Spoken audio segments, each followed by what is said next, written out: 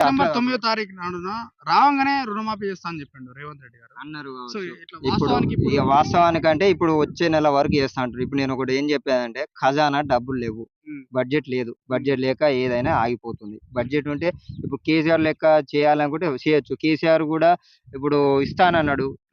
7 లక్షల అప్పు ఉన్న కాడ ఇప్పుడు కేసీఆర్ ప్రభుత్వం మొత్తం అతను చేయకపోనా, అది కూడా అంతే. కాకపోతే ఏంటంటే తేవాలంటే వెనక ముందు ఆలోచిస్తారు అంతే. కళ్యాణ లక్ష్మి ఇస్తలేరు, ఎవరికి రాలే ఇంకా ఈ సంవత్సరం. మళ్ళీ ఈ సంవత్సరం ఏమో మాకు ఈ రైతు బంధు కూడా రాలే. మళ్ళీ ఈ సంవత్సరం ఏమో మాకు 2500 ఇస్తున్నారు, అది రాలే. ఇల్లు వస్తున్నాడు, ఇల్లు కూడా ఇప్పుడు దగ్గర లేవు, 6 నెలలు అయింది.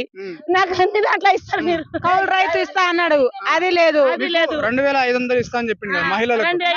మళ్ళీ మహిళా సంఘం 2500 ఇస్తున్నారు, అవి లేదు. మళ్ళీ పిల్లలకు వచ్చే నెల 15వ తారీఖు వరకు 2 లక్షల రుణమాఫీ చేస్తా అని చెప్తుండ్రు. మీరు నమ్ముతున్నారా? నమ్మకలే మేము